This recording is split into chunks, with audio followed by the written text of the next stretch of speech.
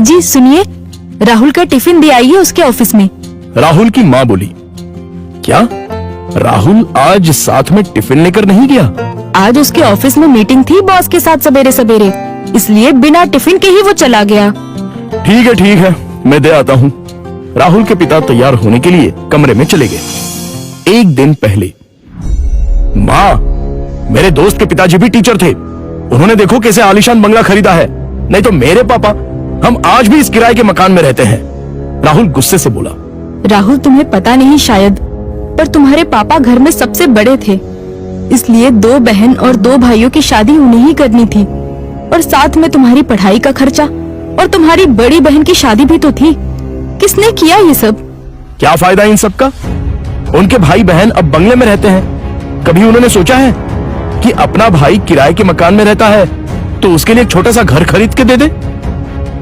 ये सुनकर माँ की आंखों में आंसू आ गए। उन्हें समझ नहीं आ रहा था कि जन्म दिया बेटा अपने बाप के बारे में ऐसी बातें कर रहा है। फिर माँ बोली, तुम्हारे पिता ने अपना कर्तव्य निभाया, अपने भाई बहनों से कभी किसी चीज की उम्मीद नहीं की। राहुल पागलों जैसा बोल रहा था। अच्छा वो ठीक है, पर पिताजी लड़कों की ट्यूशन लेते थे। उनसे अगर फीस लेते तो आज पिताजी पैसों की गद्दी पर सोते। आजकल के क्लास वाले देखो कैसे इंपोर्टेड गाड़ियों में घूमते हैं। लेकिन तुम्हारे पिता के कुछ उसूल थे, ज्ञान बांटने के, पैसे नहीं लेने के, इसलिए तो उन्हें ढेर सारे पुरस्कार भी मिले। पता भी है तुम्हें? ये सुनते ही राहुल जोर से चिल्लाया, क्या फायदा इन पुरस्कारों का? क्या उनसे हमारा मकान बनेगा? पड़े हैं धूल खाते उस कबाड़ खाने में, कोई नहीं पूछता है उनको। तभी दरवाजे की बेल बजती है। पिताजी ने अपनी बातें तो सुन नहीं ली ना। इस डर से राहुल का चेहरा उतर गया, लेकिन पिताजी किसी से बात किए बिना ही अपने कमरे में चले गए। ये था कल का झगड़ा, और आज मोहनलाल ने साइकिल को टिफिन लगाया और कड़ी धूप में राहुल के ऑफिस पहुंच गए। कड़ी धूप होने के कारण वो थक गए थे। ऑफिस पहुंचने पर उनको सिक्योरिटी गार्ड ने रोका। राहुल सर को टिफिन देना था, क्या मैं अंदर जा सकता हूं? मोहनलाल ने पूछा। अभी नहीं दे सकते, वो बॉस के साथ मीटिंग में है। जब मीटिंग खत्म होगी तब दे देना। चलो यहां से हटो, बॉस तुम्हें देखना नहीं चाहिए। अगर बॉस को दिख गए तो मेरी हालत खराब हो जाएगी। चलो जाओ उधर, गार्ड बोला। मोहनलाल कुछ ही दूरी पर धूप में खड़े रहे। मीटिंग 1 घंटे से ऊपर तक चली। उनके पैर में दर्द होने लगा। तभी ऑफिस के केबिन का दरवाजा खुलने की आवाज आई। बॉस के पीछे पीछे राहुल भी आया। धूप में खड़े हुए पिताजी को देखकर वो मचलाया।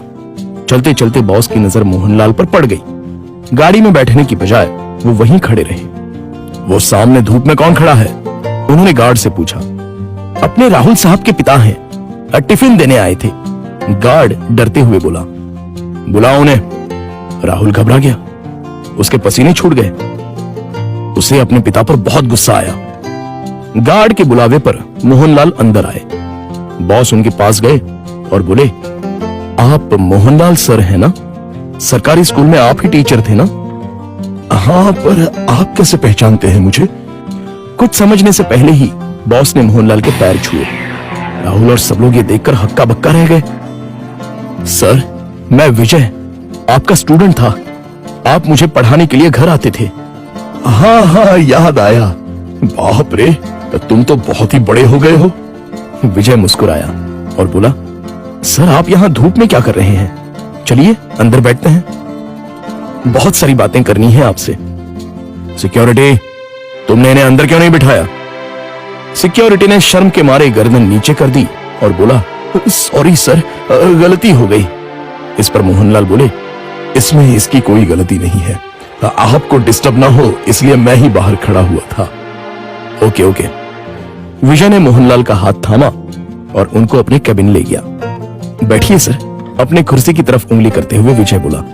नहीं, ये कुर्सी तो तुम्हारी है। मोहनलाल हिचकिचाहट से बोले, सर आपकी वजह से ही तो ये कुर्सी मुझे मिली है, इसलिए इस पर सबसे पहले आपका हक बनता है। विजय ने जबरदस्ती मोहनलाल को अपनी कुर्सी पर बिठाया। शायद आपको पता नहीं, लेकिन अगर सर नहीं होते तो आज ये कंपनी नहीं होती और मैं अपने पिता के साथ उनकी दुकान में बैठा रहता। विजय ने अपने साथियों से कहा।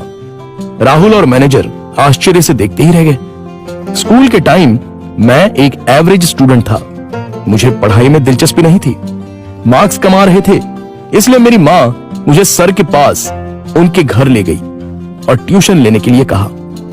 पर सर के घर पर जगह नहीं थी, इसलिए वो हमारे घर आकर मुझे पढ़ाने लगे। लेकिन सर ने कभी फीस नहीं ली। सर के पढ़ाने के तरीके से फिर धीरे धीरे मुझे पढ़ाई में रुचि आने लगी और मैंने 10वीं में दूसरा नंबर लाया। ये देखकर तो मैं हवा में उड़ने लगा।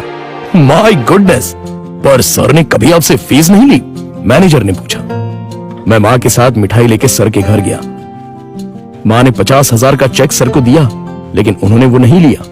तब सर ने एक बात कही थी जो आज भी मुझे याद है। सर ने कहा था, मैंने कुछ नहीं किया, आपका बेटा ही होशियार था। मैंने सिर्फ उसे रास्ता दिखाया है और मैं ज्ञान बेचता नहीं हूं, दान करता हूं। फिर मैंने 12th करने के बाद MS किया और अमेरिका जाकर पढ़ाई की और वापस आने के बाद ये कंपनी स्टार्ट की। एक पत्थर को सर ने हीरा बना दिया। सर, आपको सच में दिल से प्रणाम। मोहनलाल की आंखों में आंसू आ गए। यह सच में कमाल की बात है। बाहर दुनिया में पढ़ाई का बाजार चल रहा है और इन्होंने बिना फीस लिए पढ़ाया। मान गए सर आपको। ऐसे लोग उसूल के पक्के होते हैं। इन्हें पैसों की और पुरस्कार की भी चाह नहीं थी। इन्हें तो बस अपने स्टूडेंट का भला हो, यही दिन रात सोचते थे। सही कहा सर आपने। ऐसे लोग तो दुनिया में बहुत ही कम होते हैं। सर, क्या आज आप उसी किराए के मकान में रह रहे हो? मोहनलाल की जगह राहुल ने ही जवाब दिया। हाँ सर, उसी किराए के मकान में रहते हैं। आज मैं अपने सर को गुरु दक्षिणा दूंगा। इस शहर में मेरे कुछ फ्लैट्स हैं, उसमें से एक फ्लैट मैं आपके नाम कर रहा हूं। विजय ने कहा। क्या? मोहनलाल और राहुल एक ही साथ बोले।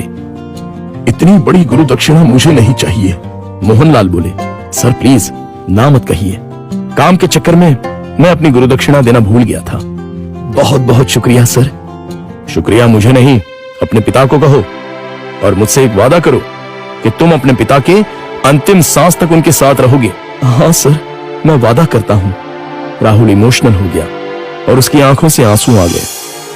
तो दोस्तों, आपसे गुजारिश है कि कभी भी अपने पिता से यह मत पूछिए कि उन्होंने आपके लिए क्या किया और क्या कमाया है। जो कुछ कमाना है वो अपने दम पे कमाओ।